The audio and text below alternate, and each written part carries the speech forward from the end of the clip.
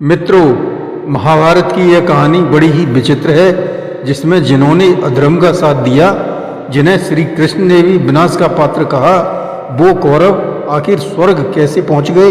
पूरी जानकारी के लिए हमारी इस कहानी को अंत तक जरूर सुनें तथा सब्सक्राइब कमेंट करके बेल आइकन दबाना न भूलें। शेयर अवश्य करें जिससे यह ज्ञानवर्धक कहानी और लोगों को भी मिल सके।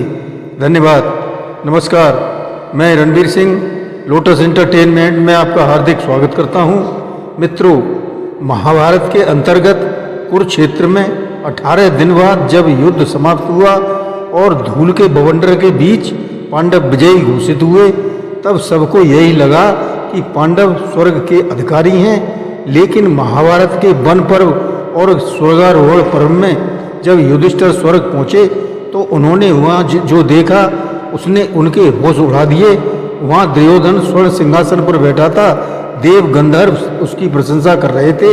यह देखकर युधिष्ठिर क्रोधित हो उठे। यह कैसे हो सकता है कि जिसने अधर्म किया, छल किया, भाइयों को जलाया, उसे स्वर्ग कैसे मिल सकता है। तब एक दिव्य वाणी हुई, हे धर्मराज, युद्ध भूमि में जो वीर गति को प्राप्त होता है वो स्वर्ग का अधिकारी होता है। दुर्योधन ने क्षत्रिय धर्म निभाया था, युद्ध किया, इस कारण उसे स्वर्ग मिला। क्या केवल युद्ध भूमि में मरना ही स्वर्ग की गारंटी है, या इसमें भी कोई गहरा रहस्य छिपा है। जब युधिष्ठिर ने यह सुना कि दुर्योधन को स्वर्ग युद्ध में वीर गति पाने के कारण मिला है तो उनके मन में दुविधा बनी। उन्होंने सोचा, क्या धर्म का रास्ता इतना खोखला है कि सिर्फ तलवार उठाने से ही स्वर्ग मिल जाता है, चाहे इरादा कितना ही नीच क्यों न हो।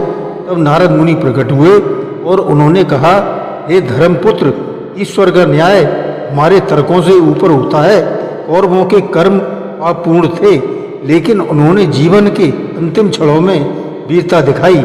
एक क्षत्रिय के लिए यही धर्म है कि वो रणभूमि में अपने प्राण त्याग दे, और दुर्योधन ने वही किया। लेकिन यह सुनकर युधिष्ठिर संतुष्ट नहीं हुए। तब उन्होंने पूछा, तो क्या भीष्म, द्रोण, कर्ण और बाकी वीरों का धर्म अधूरा था? उन्होंने भी तो वीर गति पाई थी। नारद मुस्कुराए, सही और गलत का फल स्वर्ग और नरक से परे होता है। ईश्वर ने कुछ सच्चाइयों को मानव बुद्धि से भी गुप्त रखा है। तो क्या स्वर्ग एक पुरस्कार है या परीक्षा का अगला द्वार? सोचिए। जब युधिष्ठिर को यह बताया गया कि रणभूमि में मरने वाले को स्वर्ग मिलता है तो उन्होंने फिर एक चुभता हुआ सा प्रश्न पूछा, अगर यही न्याय है तो फिर कौरवों के पापों का क्या? द्रौपदी का अपमान, अभिमन्यु की नृशंस हत्या, लाक्षागृह की साजिश, इन सब के लिए क्या उन्हें कोई दंड क्यों नहीं मिला? तब नारद ने एक गहरा रहस्य खोला। उन्होंने कहा, हे युधिष्ठिर, जिस प्रकार पुण्य का फल स्वर्ग है, उसी प्रकार पापों का फल भोगना भी निश्चित होता है। कौरवों को पहले नरक में ही भेजा गया था, जहां उन्होंने अपने पापों का भयंकर दंड भोगा है। तपते तेल में गिरना, नुकीले बांसों पर चलना और आत्मा तक को झुलसा देने वाली पीड़ा, लेकिन यह सब सिर्फ क्षणिक था। दंड के बाद जब आत्मा अपने कर्म से मुक्त हो जाती है तब वह स्वर्ग में प्रवेश करती है, एक सीख के साथ। युधिष्ठिर हैरान थे, तो क्या स्वर्ग सिर्फ अच्छाइयों का फल नहीं बल्कि पापों के पश्चात शुद्ध आत्मा का विश्राम भी है?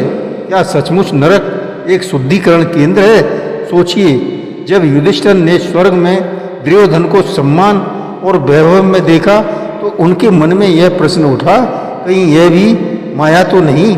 क्या ये असली स्वर्ग है या कोई देवताओं की लीला? इसी सोच में डूबे युधिष्ठिर को एक रहस्यमयी मार्गदर्शक मिला। इंद्रदेव स्वयं प्रकट हुए। उन्होंने कहा, हे धर्मराज, जो तुम देख रहे हो वह ईश्वर की दृष्टि से परखा गया न्याय है।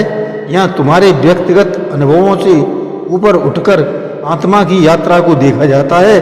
स्वर्ग न तो पुरस्कार है और न ही हमेशा के लिए शांति। इंद्रदेव ने बताया कि यह स्वर्ग एक पड़ाव है जहाँ आत्मा को उसके कर्मों के अनुसार थोड़े समय का स्वर्ग मिलता है, चाहे वो कितना भी पापी क्यों न रहा हो। यदि उसने मृत्यु के पहले कुछ क्षण सच्चे वीर की तरह बिताए हैं। लेकिन युधिष्ठिर ने फिर सवाल किया, तो क्या धर्म का सच्चा अनुसरण व्यर्थ है? तब इंद्रदेव बोले, नहीं, धर्म का अनुसरण आत्मा को मोक्ष की ओर ले जाता है, स्वर्ग की ओर नहीं। स्वर्ग और नरक सिर्फ अस्थाई विश्राम स्थल है, अंतिम लक्ष्य तो आत्मा की मुक्ति है। अब सवाल ये है कि क्या हम भी स्वर्ग को लेकर भ्रम में हैं? जब युधिष्ठिर अंततः स्वर्ग में पहुंचे तो वहाँ न तो द्रौपदी थी, न अर्जुन, न भीम और न नकुल, न सहदेव। उनकी जगह वहाँ थे दुर्योधन और अन्य कौरव, जो स्वर्ण महलों में विहार कर रहे थे। युधिष्ठिर का हृदय विदीर्ण हो गया। उन्होंने क्रोध में कहा, यदि यही स्वर्ग है जहाँ अधर्मी सुख भोगें और धर्मी कहीं नहीं है, तो मुझे नरक भेज दो, मैं वहाँ अपने भाइयों और पत्नी के साथ रहूँगा। इंद्रदेव ने मुस्कुराकर कहा, तुम्हारा यह त्याग और करुणा ही तुम्हारे सच्चे धर्म का प्रमाण है। औरत भी तभी अचानक दृश्य बदला। स्वर्ग की चमक फीकी पड़ी, कौरवों के महल गायब हुए और युधिष्ठिर के समक्ष उनके सभी भाई और द्रौपदी प्रकट हो गए। इंद्रदेव बोले, यह सब एक परीक्षा थी। स्वर्ग और नरक केवल दृश्य रूप हैं, लेकिन असली मूल्य आत्मा की भावना, त्याग और करुणा में है। तो क्या स्वर्ग में जो कुछ दिखता है वो सब सच नहीं होता? शायद परमात्मा सिखाना चाहता है कि धर्म की जीत या हार में नहीं, बल्कि इंसान की सोच में है। और वो के स्वर्ग में होने की सबसे चौंकाने वाली बात यह थी कि दुर्योधन, जिसे महाभारत में अधर्म का प्रतीक माना जाता है, वह वहाँ सम्मान पूर्वक बैठा था। लेकिन क्या आप जानते हैं कि दुर्योधन की मृत्यु के समय उसकी आत्मा किस दशा में थी? जब भीम ने उसकी जंगा तोड़ी और वह तड़प रहा था, उस क्षण दुर्योधन ने श्री कृष्ण को देखा और एक गहरी बात कही, हे माधव, मैं जानता हूँ कि इस युद्ध में मेरी हार निश्चित थी, परंतु मैं अब भी अपने कुल और वचन के प्रति निष्ठावान हूँ। मेरा धर्म क्षत्रिय धर्म था, लड़ना मरना और कुल की रक्षा करना। उसने मरते समय शांति और संतोष महसूस किया। फिर उसने रणभूमि नहीं छोड़ी, उसने अपने पाप स्वीकार नहीं किए, लेकिन अपने कर्तव्य को पूरी निष्ठा से निभाया। यही भाव, यही वीरगति उसे स्वर्ग की दहलीज तक ले गई। तो क्या दुर्योधन का अंत पाप का अंत नहीं, बल्कि धर्म के एक दूसरे रूप की पहचान थी? क्या हर व्यक्ति अपने दृष्टिकोण से सही होता है? युधिष्ठिर को यह जानकर और भी आश्चर्य हुआ कि सिर्फ दुर्योधन ही नहीं, बल्कि भीष्म पितामह, द्रोणाचार्य और कर्ण जैसे योद्धा भी स्वर्ग में सम्मान पूर्वक विराजमान थे। जबकि उन्होंने युद्ध में कौरवों का पक्ष लिया था। तो सवाल उठता है, भीष्म ने जब अपने जीवन में प्रतिज्ञा को धर्म मान लिया था तो जानते थे कि कौरव गलत हैं, लेकिन हस्तिनापुर के सिंहासन की रक्षा उनकी शपथ थी और उन्होंने वही निभाया।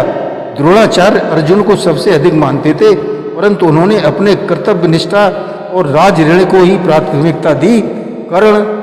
कर्ण जिसे जीवन भर तिरस्कार मिला, जब दुर्योधन ने उसे सम्मान दिया तो वह मित्र धर्म निभाने के लिए अधर्म का साथ देने लगा। भले ही अंत में उसे सत्य का बोध हुआ, इन तीनों की मनसा में छल नहीं था। वे धर्म संकट में फंसे हुए योद्धा थे और मृत्यु के बाद उन्हें इसी निष्ठा और त्याग के कारण स्वर्ग मिला। तो क्या धर्म सिर्फ पक्ष चुनने से होता है या फिर नियत और व्यवस्था भी उतनी ही महत्वपूर्ण होती है?